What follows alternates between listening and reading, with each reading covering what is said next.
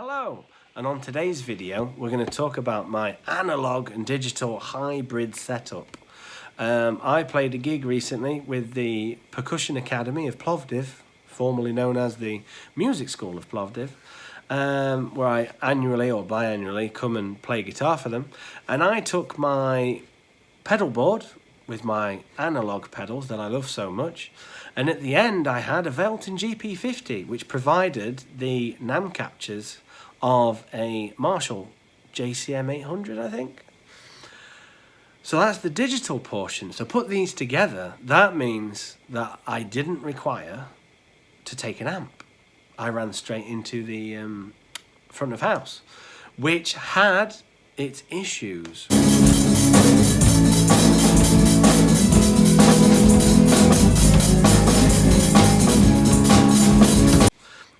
So at the end of this lengthy video, it's probably going to be, seems to be my theme, we're going to talk about this new hybrid setup that I'm using, which I kind of liked. We're going to listen to some of the jam sessions that we did with it, and we're going to go over at the end the good, the bad, and the ugly. Wow!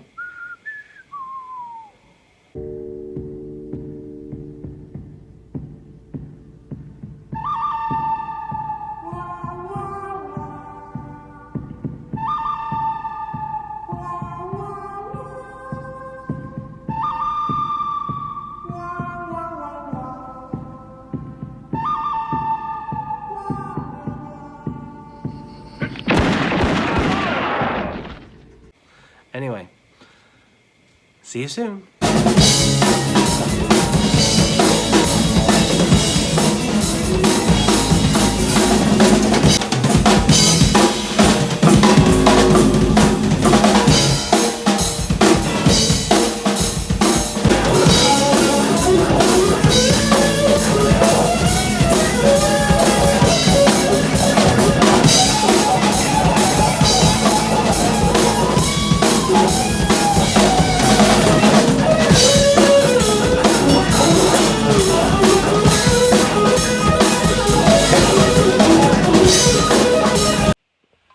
Hello, people of the internet. I nearly said tube then.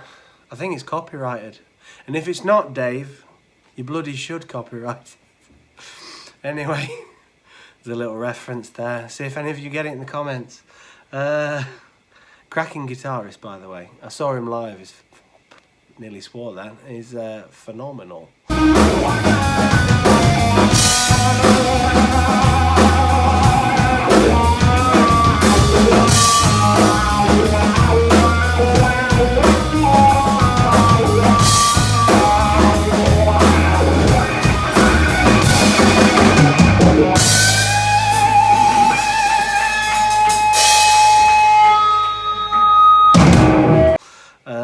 But anyway, hello everyone. Just off the bat, I did this in my previous video, which I may have not filmed about 5 minutes ago in a different shirt. But I've been ill, like, just ill. I don't like being ill. I'm like old school Northern or Yorkshire British, so we just don't like being ill. We don't like having days off and feeling useless. I've had 3 weeks of several illnesses. Sounds harsh that, doesn't it? Bad. Don't be too worried. We're talking like flus and colds and stomach viruses, and just I've basically been in bed with no energy, and then I have to go to work, crawl back. My beard's gotten big, well, for me, untidy big. Hair's greasy and horrible, as you'll see in a bit. I just look bad, terrible, feel terrible, but it's been like a month since I've made videos, and I've had content sitting on my phone, ready to be put together and presented to you, the people of the internet. Yeah, I don't know what to call you guys. Loyal fans.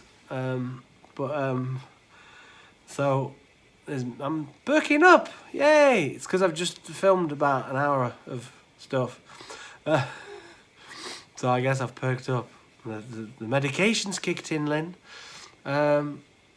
So in this video we're going to talk about a gig I've done recently, which is important. It's my annual, well, sometimes it's biannual. I play with the Plovdiv School of Music, which has now been rebranded the Percussion Academy. But my good friend Simeon Popov has asked me yet again to come and be the guest guitarist, or one of the guest guitarists. Spoiler alert, we had 2 this year.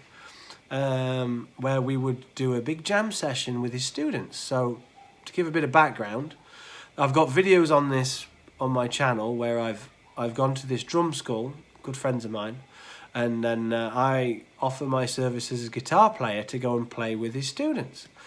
And this year he wanted all of the students to do some kind of drum battle.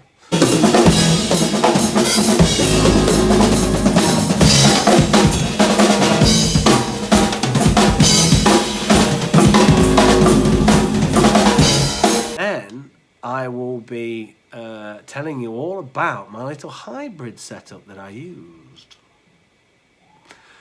between digital and analog. Yes, we're going there. So essentially, to do this gig, before I get into the structure, to do this gig I took my Fender Strat, yeah, the F word, my Fender Stratocaster, my #1 Stratocaster. In fact, this one, let me show you.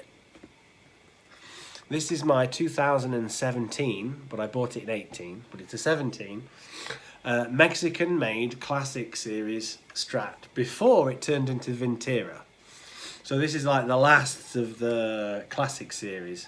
And it is it's got my modification, it's got loads of modifications. I'll probably make a video on it. It looks standard, but it's got some tasty things that I really like that I do to a lot of my guitars. And I had this. I had my pedal board, which you've seen, which has got all my Frusciante-esque pedals on, because I'm a big Frusciante fan. But here's the big difference at this gig.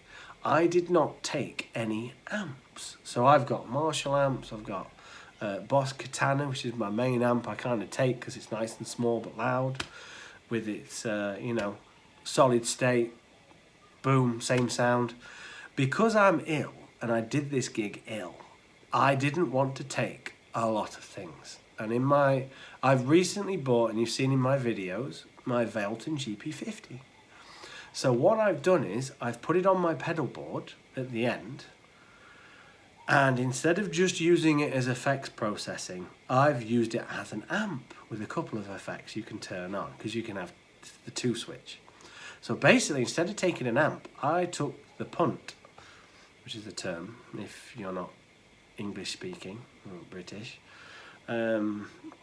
I took a gamble, there we go, and I used my Valeton GP-50 as an amp. So on it, I'll show you when we get to my pedal board, I'll show you the actual settings I've got. And that went to the front of house. So I had my guitar into my pedal board, to all my pedals, and then to the Valeton GP-50, boom, off into the front of house, and into the monitors, to the crowd. That was it. Now, when we get into the pedals, and you see some footage, what I'll probably save until the end is I'll probably do a good and bad points. You know, good, bad and the ugly. Yeah, that's what I'll do. We'll call it good, bad and the ugly. Wow! Alright, Pilgrim. Just made that up now, it actually worked. Anyway, let's go over the gear that I took, and then we'll look at the footage so you can hear what this hybrid setup sounds like. And then I'll give my thoughts on the good, the bad and the ugly, I guess. So I'll see you over there in a minute. So you've seen the guitar, my 2017 made in Mexico Classic Series Strat. This is the hybrid pedal setup that I was talking about. And in this part of the case, we have the power supply. So this bag is great. This is a GoCo bag off Amazon. And in here are the pedals on the pedal board. Voila! here it is. One pedal has moved. The Velcro needs to be redone. But anyway, this is my hybrid analog digital setup. I'll leave it in the case, so I just want to show you it. We've got the Boss SD. Well, actually, we start in the compressor. I've moved it up here. This is always on. I've got it set quite low, look. But the level quite high. In here, and then down to here. This is always on. And it's great. It's a Gilmour technique I'm trying. David Gilmour, my other hero. Right, so SD1, that's set. Should be about 3 o'clock on the volume and the drive. Maybe this should be more like flat out. There's a thing with the Valeton GP-50 I've found. You need to wrap these up a bit, but still. I'll explain in a minute when I get there. The drive, this changes between 12 o'clock and 3 o'clock. For the gig I wanted to solo a little bit more with this, so I turned it to 3 o'clock.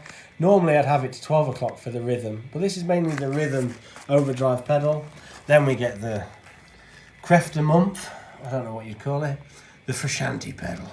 Usually it's distortion at 3 o'clock, level flat out, tone anywhere between 3 o'clock and 1:30. It depends how I run it with these two. So I've got the Boss FZ5 fuzz set to Octavia mode, and the fuzz taken minimally because it gives you that octave sputtery when you turn the fuzz down. And then this one is the same version kind of sound as this, but with a bit more gain, about 12 o'clock in the crazy mode. Are we in crazy mode?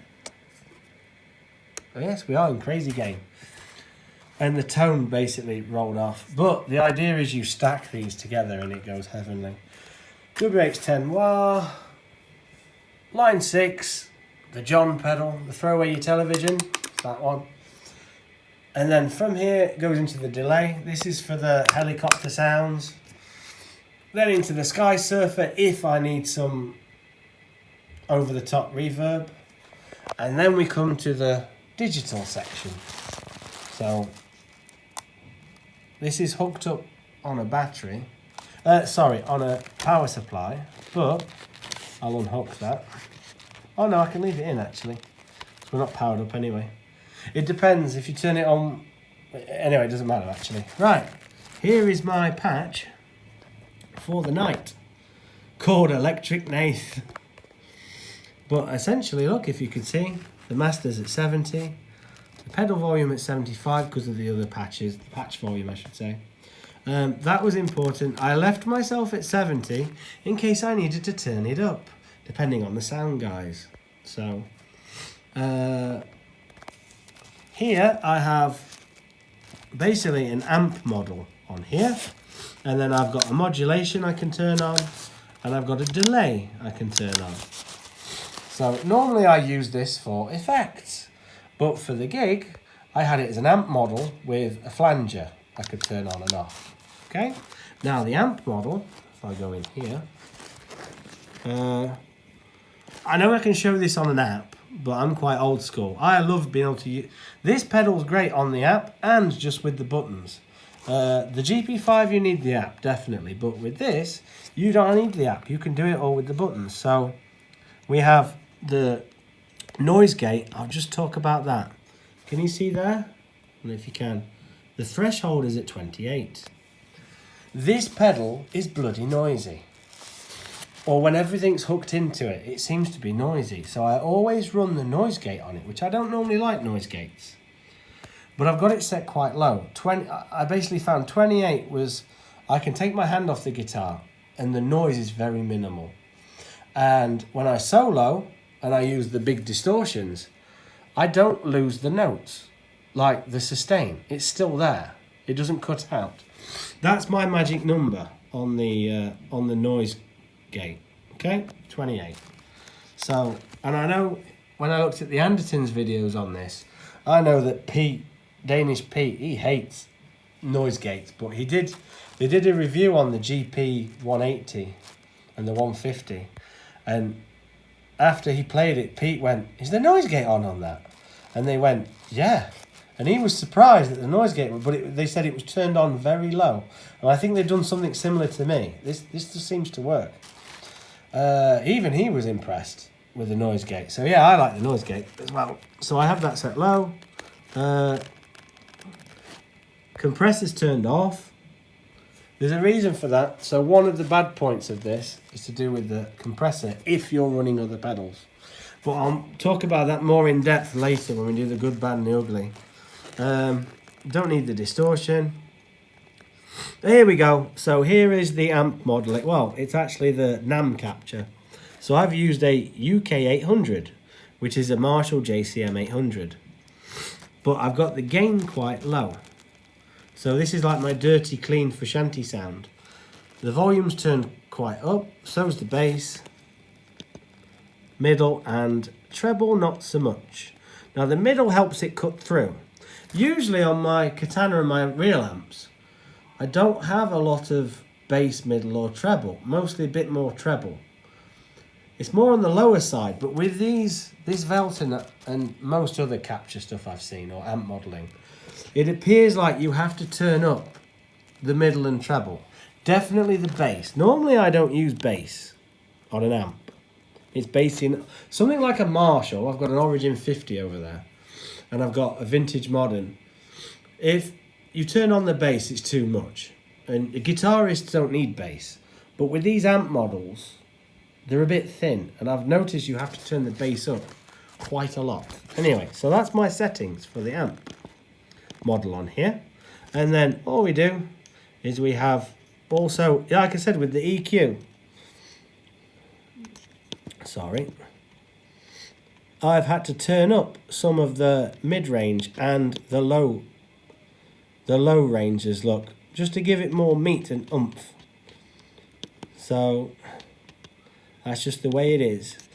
Here I've got the flanger, and then I have a tape delay, 330 milliseconds, just like David Gilmour for soloing. Yes.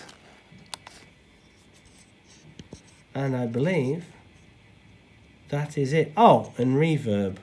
Did I have reverb on? Oh, just a little bit of reverb. I didn't realise I had that on for the gig. Oh, it sounded quite nice, to be honest. Right, anyway, you learned something. That is the setup. That's the hybrid setup. Now I'm going to show you the videos of the night, so I hope you enjoy. And after that, we'll get back together and we'll talk about the good, the bad, and the ugly. Wow, wow! Enjoy.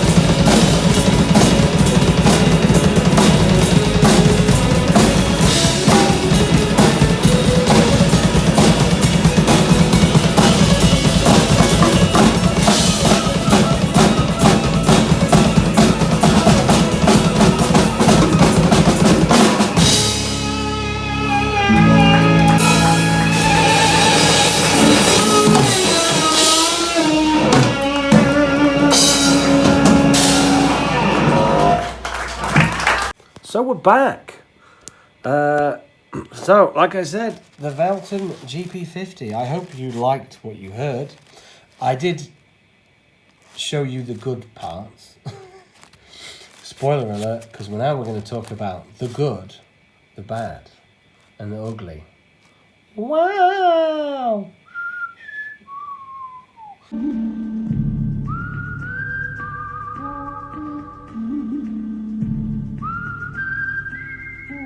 Of using a setup like this, because I know there's lots of you in the guitar community that are either fully digital, and all of this would be a neural, what do you call it? Not DXP. What are they called? The thing. Quad cortex. That's the one. You might have just a neural quad cortex, or you might have a fractal or something like that.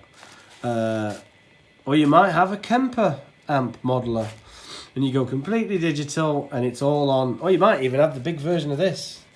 You might have a GP180 or a 200 GP1, something like that. And then there are people in the guitar world that hate this kind of stuff and they want a big Marshall stack or a load of Fender amps or a Hi-Watt or a Mesa Boogie and then not have any pedals either. Get a 5150. Or a Peavey, or a Black Star, whatever you want. The best thing is there's choice when you're a guitarist, okay? There's no right or wrong answer. Well, there is a wrong answer. There's miming, you know. But anyway, that's a different thing. But here, for me, I've got something here that I can cater and do whatever I want. If I feel like having just this, I can take it off. So let's go into the good, bad and the ugly actually, because that's a great segue into this. So let's start with the good. First of all, this is compact and portable. Look how easy this is. The Velcro's a bit stiff, but there. If I have a gig where I can't have anything on the floor, I can just take this. I've got patches for solos, acoustic work, just playing an amp. If I just want a guitar into a modeler, this is it. This is all you need. I can even get an expression pedal if I wanted to. Velcroed in, midis, headphones. It's battery powered. I mean, fantastic. We got stereo output. Mono output. It runs on a battery. I mean, when the battery dies, because that's what batteries do, you can then plug it into a 9-volter that runs off. When it's on the board, it runs into a 9-volter. I have a special one here, look. So I know to plug into this one. Fantastic. Like, what more could you ask for? And then, if you then want to move up and you want to use pedals with it, he says, while getting stuck. Why didn't I plug that in first? It's a bit difficult doing this one-handed. That's what she said. Alright. Once we get that in there, and we get the 9-volter in, and we put that there like that, look what we have. Now we have your regular pedals added to this. The flavours of tone have increased substantially. Now, you can get a little bit option paralysis, they call it, with this. And that brings me on to the bad. Now, a bad thing is, kind of a bad thing, you can get spoilt for choice. With all these modelers, you can sit here for hours and hours making banks of effects, and you can just not make any music. There's a difference between making sounds and making music. When you have this setup, I mean, the spontaneity of going, oh, I'm going to have that on, I'm going to have that on, I'm going to have that on, I'm going to have that on. Like, that's it. That's your limitation. In these devices, especially with the phone app, this is why I don't use the phone app, you could spend forever doing combinations, cycles, different patches. Like, you could spend your entire music career, because you wouldn't have one, just playing with the options before the software goes out of date, which is another bad thing, obviously. The support on these, I mean, this is quite new, so I'm taking the opportunity to enjoy this. When the software updates run out and the company changes direction, like it can happen, I don't know. Question mark for the future. Hopefully being a standalone device, and if I don't update it, I can just use it as it is. So that's another thing. If you don't rely upon this, and it's thousands and millions of options, and you use it just for a couple of things, like a couple of effects and an amp to model, then you should be fine. But a bad thing is, yes, the option paralysis. Now, a problem I had with this when I played an acoustic gig, it was a acoustic and electric. I had an electric guitar, and set to amp mode, I used it as an amp. It was fine, it was brilliant. And then I took the SD1 along with it, and what I found was another bad point. When I turned on the SD1 for the solo, I had no volume. No matter what I did with this, the pedal would not go up in volume, and I could not figure out why. So I had a great rhythm volume, and then when they say go for the solo and I click this on, there was no volume. Usually when you set these quite high on Boss pedals, they have a bit of a volume boost. That's why I like Boss pedals. When you click it on, the volume goes up. Look at all this lot. Nothing. It turned out, in my patch for my amp setting, I used a compressor inside the amp. Instead of bringing a compressor pedal, because I like this compressor on all the time sound now, I had it on in the pedal. Problem is, with this pedal, now this isn't true for the neural quad cortex and that, but with this particular pedal, you can't put outboard pedals in an order in here with the rest of the patch, the virtual pedals. You can't, there's no effects in and out loop on this pedal. So you can't say, well, this is going to go after the compressor in here. No, this will always be before the compressor in this pedal. So what I found was the compressor was just compressing the signal. And no matter what I did on here, of course the volume wouldn't go up because the compressor's doing its job. The way around it is to have a compressor before the overdrives. So I turn the compressor off on here, and then for this gig I've got the compressor here at the start of the chain. And then you compress the guitar signal, and then you boost it with your flavors here. And then you have a good signal. So that was a bad point. You can't change the order of the pedals in relation with an in and out like you can on some of the others. So maybe on the big ones you probably can. I don't know, I've not looked into that, but I don't want the bigger ones. I want this one because it's the same size as a Boss pedal kind of thing. That's why I've got this. So that's one limitation. If I run overdrive and distortion pedals before this, I've got to remember to turn off the compressor inside this pedal. Okay? Now I've learnt that, this gig was fine. Once I learnt that, put on the amp modelling, turn off the compressor, use the compressor on here, everything's fine. Anyway, so that was a bad point of this pedal. Another bad point, I'm listing lots of bad points here. There are lots of good things about this pedal. The size, the battery, the amount of effects, the tuner that's built in. The looper's not very good, so that's another bad point, but everything else is good. And it's the price of a tuner. I used to have a Boss TU2 or 3, whichever one it is. And I don't need it now, because I've got the tuner on this. You just click them both and the tuner's on. For the same price of a tuner, you've got all the rest of it. So that's great. But another bad point, I've got a little clue here. So imagine this is my foot. Look how close I am to this, the rotary knob. Yep. So if I turn this on, I'll show you what I mean.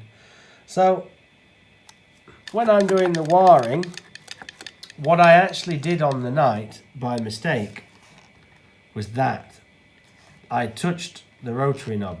The rotary knob here is a little bit too easy to touch and to move the patches if you're not careful. Okay? So I don't know what to do about this. I don't know if I can get some kind of rubber or something to make it move a bit tighter. If I pull that off, maybe, I don't know if I can come up with something. But essentially that is like it's just way too light to touch. And I can't really move the pedals. I mean, I can move this a bit further this way, obviously. That's probably what I should do, is put it as far to the edge as I possibly can. But still though, I'll have to figure something out for that one. But that's a bad point.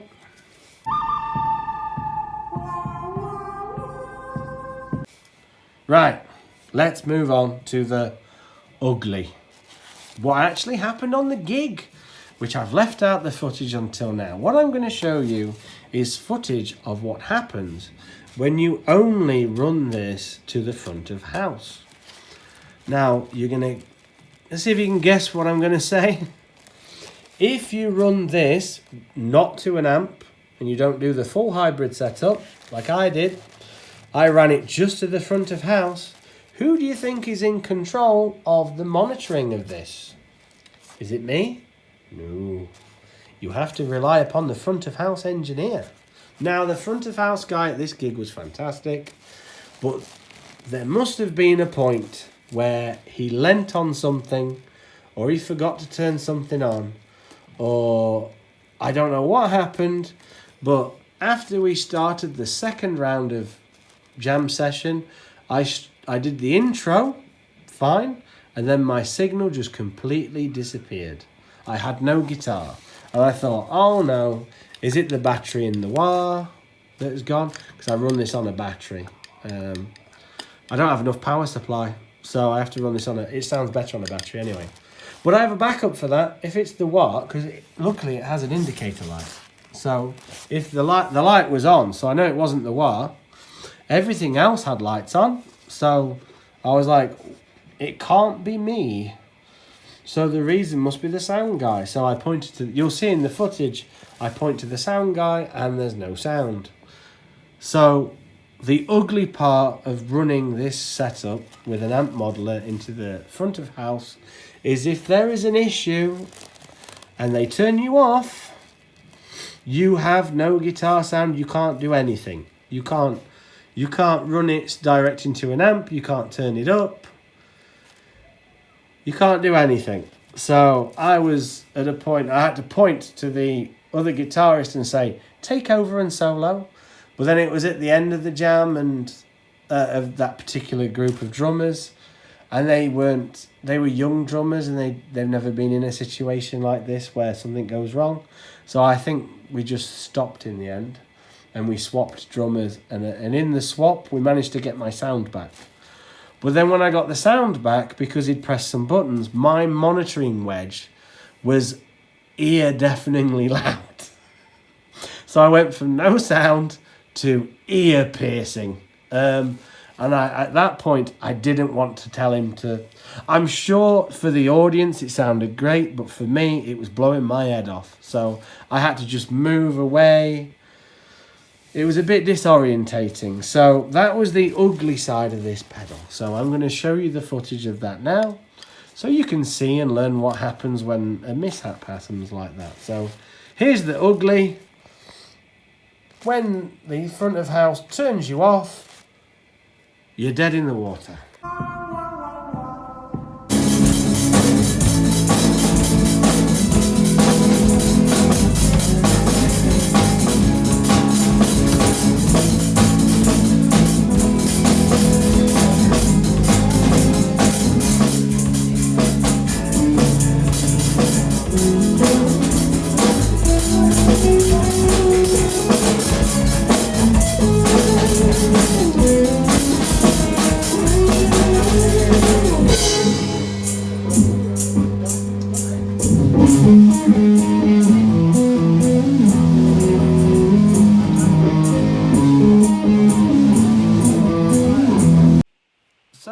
was my run through, I guess, of my little hybrid setup of analog and digital. Analog. Running pedals through a Valeton GP-50 as an amp modeler, and then running that through front of house.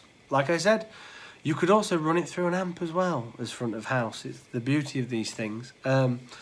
My final thoughts, I guess. I absolutely loved it. I know I had the big problem with the front of house, but to be honest, that could even happen with miking up an amp. The only difference is you could hear the amp on the stage, but then the audience wouldn't hear the amp. So, anyway, yeah, I love the setup. I love the fact that I can turn up to a gig without an amp, plug in, or take an amp, or if there's a backline amp, plug into that if I like it. There were actually amps at the gig, but I didn't like the amps, so I didn't want to go into them. One was a, you're going to hate me for this now, because I've forgotten. That's because I don't like them. Was it a Black Star? I don't like Black Star. But it's okay. Just because I don't like it doesn't mean, you know, you guys don't have to like it. Was there a Mesa Boogie? No, I would have played that. What was it? Magnatown? No. Bagheera? No, that's at the other gig I went to. Anyway, and there was a Victory amp. I was tempted with the Victory amp because I've not seen one of those outside of Britain. But the other guitarist bagsed it because it was on his side of the stage, and he says, I'd like the Victory amp. And I was like, okay, you can have the Victory amp because I've got the modeler. I can go into the front of house. You enjoy the Victory. Let me know how it is.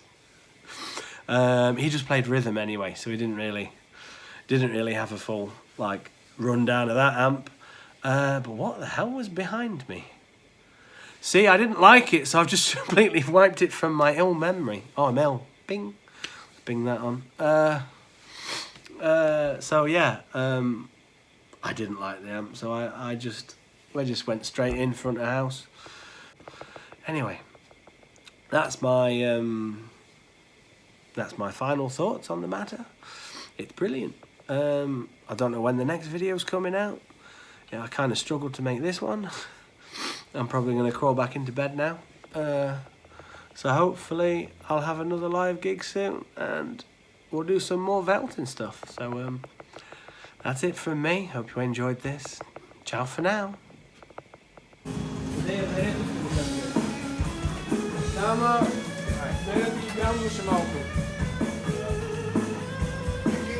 Samen.